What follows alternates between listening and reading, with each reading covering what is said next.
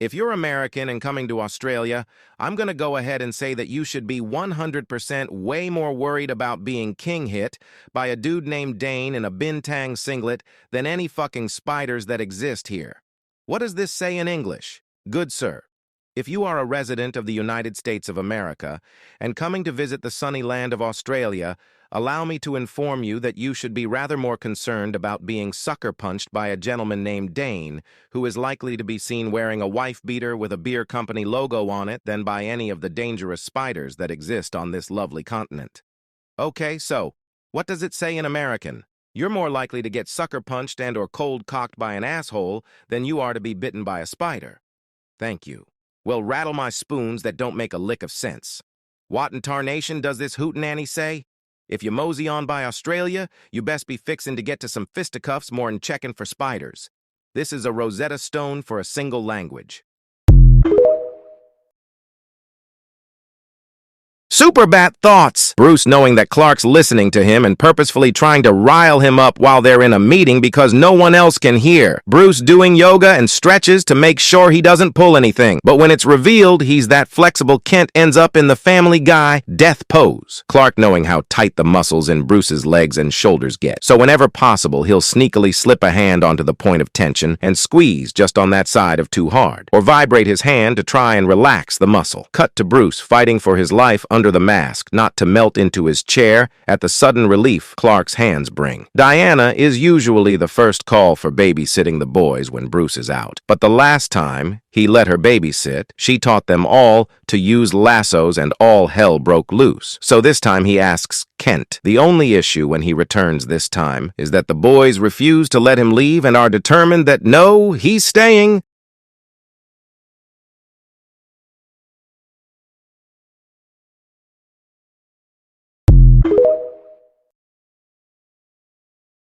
How hilarious would it be if there was a Superbat timeline or fic that was just all the kids thinking that Bruce and Clark were dating for years but just lived separately due to work, and how stubborn they both were.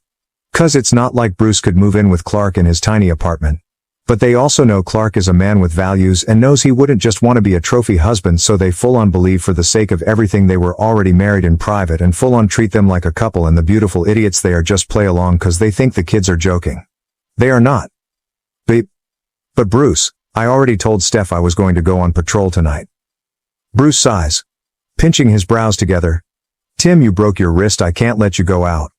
Well, I'll just ask Clark. No, you can't. Tim already calling him. Clark. Hello. Tim, I want to go out on patrol. Can I? Clark. What did Bruce say? Tim. Pouting 'cause he knows he won't get away with it. He said no. Clark. Hand Bruce the phone. I think the opportunities here are limitless. The shenanigans the Bat family would commit, and not to mention the artificial cherry on top, is Superbat. Someone can use this as inspiration to write it out, or maybe I will write a one-shot about it later. But if someone would be open to debating this idea or even dropping more onto DM me.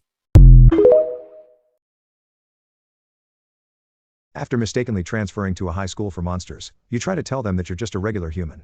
However, because of bizarre coincidences creating apparently inexplicable situations, the school population and teachers come to believe you're actually an eldritch abomination. The classroom erupted in chaos when I sneezed and the lights flickered like in a horror movie. I hadn't meant to cause a panic. It was just allergies and faulty wiring. But try telling that to a bunch of teenage monsters who thought I was some kind of eldritch horror in disguise. Did you see that? A werewolf yelped and pointed at me with a furry finger. He made the lights go out. I started to explain, but was cut off by a vampire shrieking. His sneeze shook the whole room. He must be concealing his true form. I looked around helplessly and saw fear in the eyes of my classmates. There were werewolves, vampires, ghouls, and other creatures I couldn't even name. All of them stared at me like I was about to sprout tentacles and devour their souls. The teacher, a tall woman with green skin and leaves for hair, raised her hands to quiet the class. Now, everyone, let's not jump to conclusions. I'm sure there's a perfectly reasonable explanation for this. She turned to me with a mix of curiosity and apprehension. Why don't you tell us about yourself? What was your name again? It's Jake, I said and cleared my throat. Look, there's been a huge mistake. I'm not supposed to be here. I'm just a regular human who got transferred to the wrong school. The room fell silent for a moment. Then laughter erupted from every corner. Even the teacher chuckled. Oh, that's a good one. A zombie in the back row called out. A human accidentally enrolling in Monster High. Classic. But it's true. I protested and felt my face growing hot. I don't have any powers or abilities. I'm not hiding anything. The laughter died down and was replaced by murmurs of confusion and suspicion. I heard whispers of, is he serious? And maybe that's his power. looking completely ordinary. The teacher approached my desk cautiously. Jake, if you really are human, how did you make it past the barrier? No mortal should be able to even see this school, let alone enter it. I opened my mouth to answer but realized I had no idea. The school had appeared normal to me when I arrived this morning. There was no magical barrier, no signs warning humans keep out. Just an ordinary high school building with an unusually diverse student body. I don't know, I admitted. Everything looked normal to me. This statement seemed to confirm their suspicions rather than allay them. The teacher's eyes widened and she took a step back. Fascinating, she murmured. The ability to perceive our world as mundane. Truly remarkable camouflage. No, that's not what I meant. I stood up quickly and knocked over my chair. The entire class flinched at the sudden movement. Just then, the bell rang, and the shrill sound caused me to jump. Unfortunately, my startled reaction coincided with every light in the room suddenly burning extra bright before going out completely. In the darkness, I heard gasps and frightened whimpers. Someone whispered, "He's revealing his true form." When the backup generator kicked in and dim emergency lights flickered on, I found myself surrounded by a circle of wary monsters. They looked at me with a mixture of fear and awe. "Please," I said desperately. "This is all just a coincidence. I'm not what you think I am." The teacher put a hand on my shoulder and I nearly leapt out of my skin. "It's all right," she said soothingly. "You don't have to hide anymore. We accept all kinds here at Monster High, even, whatever you are." I wanted to argue further but the bell rang again, signaling the end of class. As my monstrous classmates filed out, they gave me a wide berth. Some bowed their heads respectfully as they passed. Others made signs to ward off evil. The teacher patted my arm. "Take some time to collect yourself. I'll inform the principal that we have a special new student." She left me alone in the classroom and I slumped back into my seat. This was not how I imagined my first day of high school would go. I was supposed to be worried about making friends and finding my classes, not convincing a school full of monsters that I wasn't some sort of cosmic horror in disguise. I took a deep breath and tried to think rationally. There had to be a way to prove I was human. Maybe I could get a DNA test or something. But then again, who knew what kind of weird science they taught at a school for monsters? The next class was about to start and students began filtering in. They whispered and pointed when they saw me. I heard snippets of conversation. "That's him, the one who can look human. I heard he made the lights explode with his mind. Do you think he eats souls or just regular food?" I groaned and put my head down on the desk. It was going to be a long day. The rest of the morning passed in a blur of increasingly bizarre incidents. In biology class, we were dissecting rat brains and I accidentally knocked over a jar of formaldehyde. The resulting chemical spill ate through the floor and created a hole to the classroom below. Of course, everyone assumed I had done it on purpose to create a portal to another dimension. During gym, we played dodgeball and I managed to catch a ball thrown by a cyclops. This led to rumors that I had superhuman reflexes or the ability to slow down time. The fact that the cyclops had terrible depth perception and basically lobbed the ball right to me didn't seem to matter. By lunchtime, my reputation as some sort of eldritch god in disguise was firmly established. As I entered the cafeteria, conversation stopped and all eyes turned to me. I grabbed a tray and got in line, trying to ignore the stares. The lunch lady, a kindly-looking old witch, smiled at me as I approached. "What'll it be, dearie?" "We have eyeball stew, dragon meat loaf, or salad with baby mandrake roots." My stomach turned. Do you have anything normal? Like a sandwich?" Her eyes widened. "Of course. How thoughtless of me. You probably prefer to consume the essence of mundane things to maintain your disguise." She reached under the counter and pulled out a paper bag. "Here you go, one sandwich of normalcy. Enjoy." I took the bag warily and found an empty table in the corner. Inside was indeed a very normal-looking turkey sandwich. I sniffed it cautiously before taking a bite. It tasted absolutely ordinary. I almost wept with relief. As I ate, I noticed a group of students at a nearby table watching me intently. They whispered among themselves and occasionally one would dart glances in my direction. Finally, a girl with blue skin and gills stood up and approached me. Excuse me," she said nervously. "We were wondering, could you maybe show us your true form? Just a little bit?" I sighed and set down my sandwich. "Look, I keep telling everyone, this is my true form. I'm human." The girl's eyes lit up. "Ooh, is that like a riddle? Like, your true form is whatever form you choose to take?" "No, it's not a riddle. I'm literally just a regular human teenager." She nodded sagely. "Ah, I see. You're one of those trickster entities, always speaking in half-truths and paradoxes." I threw up my hands in frustration. "Fine. You want to see my true form? Here it is." I stood up and waved my arms dramatically. "Behold. I am Jake, the completely ordinary. Tremble before my average height and unremarkable features. Fear my ability to do math at a slightly above average level." The cafeteria fell silent. Then, to my horror, the entire room erupted in applause. Monsters stood and cheered. Someone shouted, "All hail Jake, Lord of Normalcy." I slumped back into my seat and buried my face in my hands. This was going to be a very long year. The rest of the day continued in much the same vein. In history class, I correctly answered a question about the French Revolution and was immediately hailed as an immortal being who had witnessed the events firsthand. During art, my mediocre attempt at a still life painting was interpreted as a window into some sort of horrifying alternate dimension. By the time the final bell rang, I was exhausted and no closer to convincing anyone of my humanity. As I trudged towards the exit, I was stopped by a group of students. "Hey Jake," said a zombie with a nervous smile. "We're having a study group tonight to prepare for the supernatural abilities exam. We were wondering if you'd like to join us?" I opened my mouth to decline but paused. These monsters, despite their fear and awe, were trying to include me. It was more than I could say for my experiences at human schools. Sure, I said finally. I'd like that. The zombie beamed and his friends looked excited. As we walked out together, I realized that maybe being mistaken for an eldritch horror wasn't the worst thing that could happen on the first day of school. At least I had made some friends. Weird, monstrous friends, but friends nonetheless. I stepped out into the afternoon sun and smiled. Monster High might not have been the school I was meant to attend, but for now it was where I belonged. And who knew? Maybe by the end of the year I'd finally convinced them I was human. A gust of wind blew through the schoolyard and for a moment I could have sworn I saw tentacles in the shadows cast by the trees. I blinked and they were gone. Then again, maybe I wouldn't. Danny was enjoying himself. His new haunt was surprisingly spacious and came with lots of charges who needed protection and care. The old butler guy, Alfred, seemed to at least have an idea of what was going on. He had been making extra food lately and leaving it out for Danny to eat in a secluded area. Danny always made sure to turn the plate invisible and sneak it back to his hidden passage panic room before he started eating.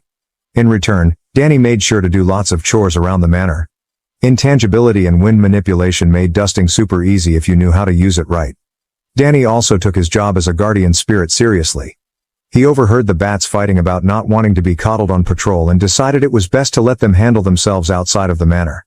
Danny himself hated when people stuck their noses into his business.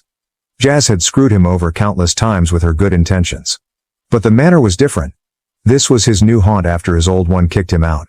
This family had invited him in whether they knew it or not.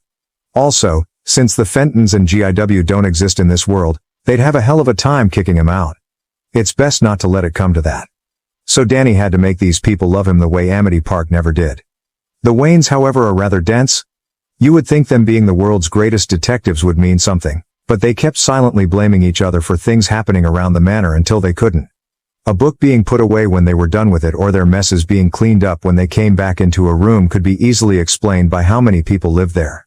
The family entering the dining room, discussing what they were going to order for dinner since Alfred was gone for a week only to find a full meal waiting for them on the diner table.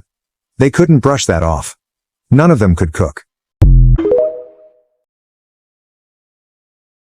I ate paint once, Danny nonchalantly threw out in the middle of game night.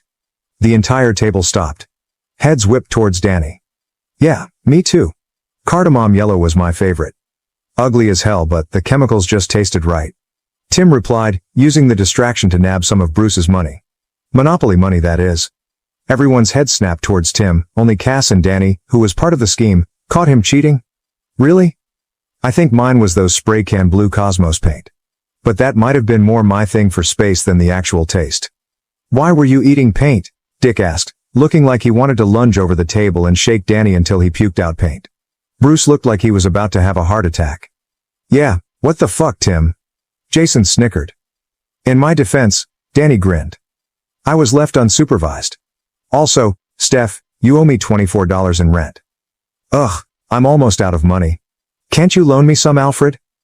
I am sorry, Miss Stephanie, you are not qualified for another loan. In fact, one of your properties is about to be confiscated as per the collateral agreement. No, Stephanie made dramatic dying noises. What was your excuse, Timothy? Damien asked, eyes glued to the board and determined to win the game. Hey, I was probably less supervised than Danny was. Yeah, Danny perked up. My parents brought us down to their lab all of the time. Taught us a lot of stuff. Really? Like what? Duke asked, casually slapping away Tim's sneaky hands. Oh, like what a rocket launcher sounded like up close.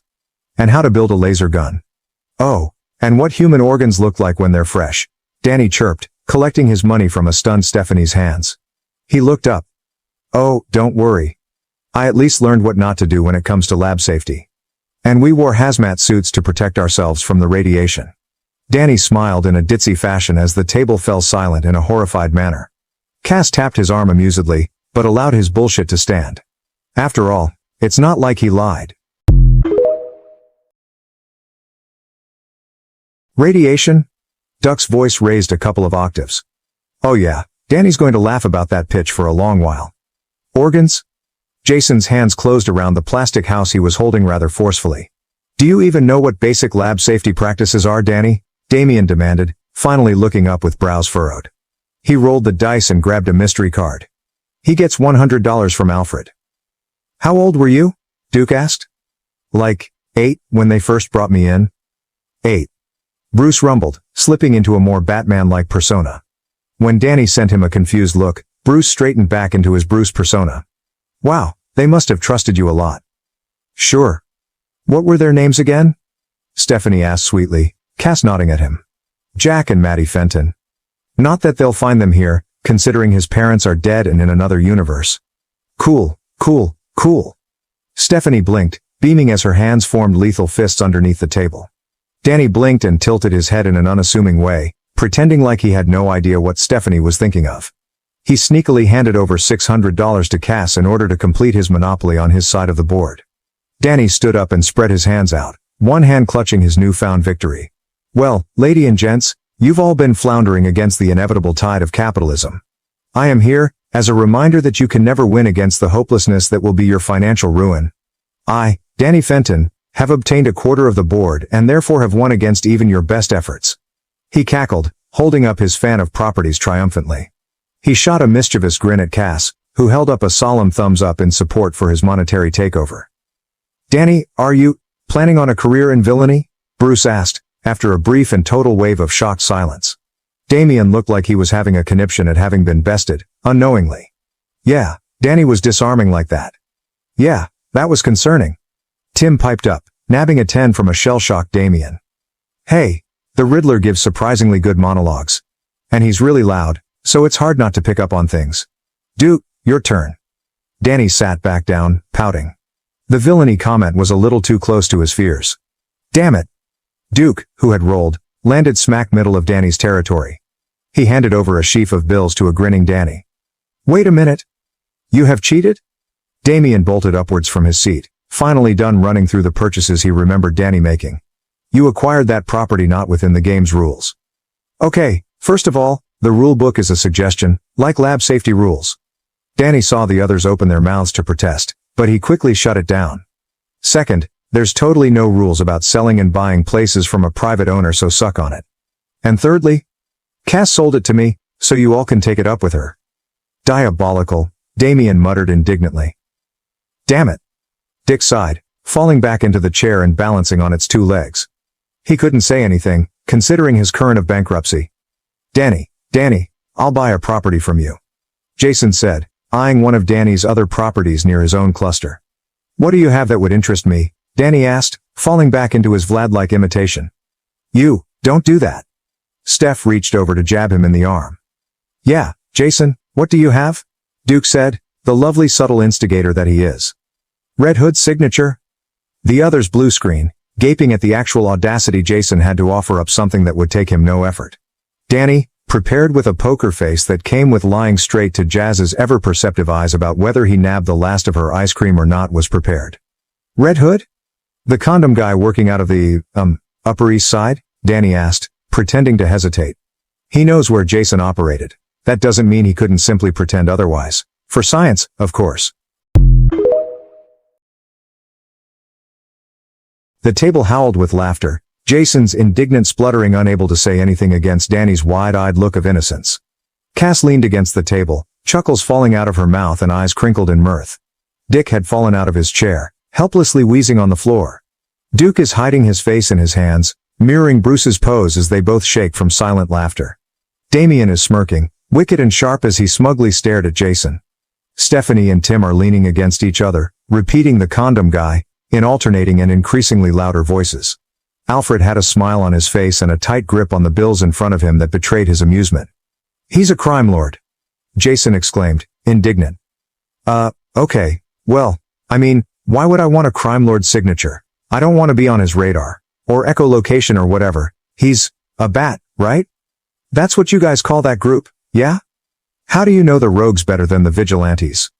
Jason glared at his unhelpful family.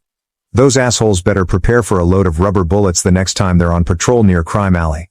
Hey, it's not my fault the vigilantes here are unsociable. Maybe if they monologued more, I'd know who they are. Wouldn't that make them more villain-like? Tim asked, stuttering from his laughter.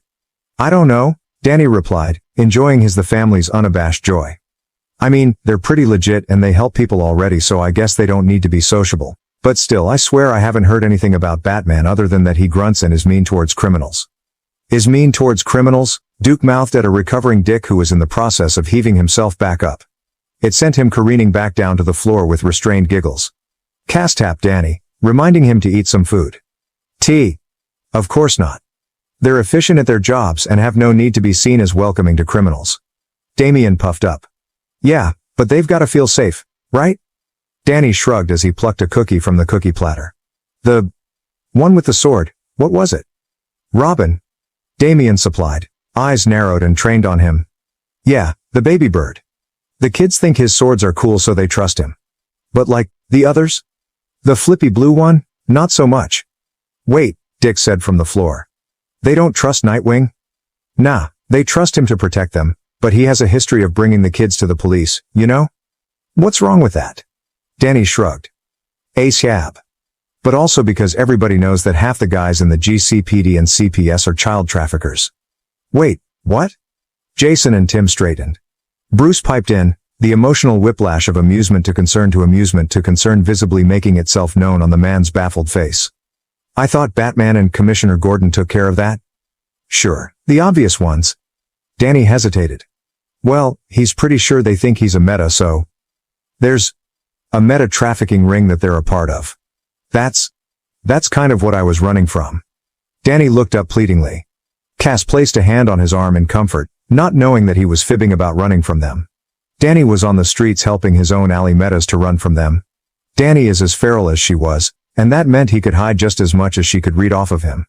Cass was the best and he felt kind of bad about lying to her, successfully or not. Some people said you know Batman, Bruce. I know, that might not be the case, but if you do, could you ask him to look into it? Danny made his eyes tear up. And maybe he wouldn't care about me much. I mean, I know he doesn't really like metas, but if he helps out, I could totally leave the city once the kids are safe, promise.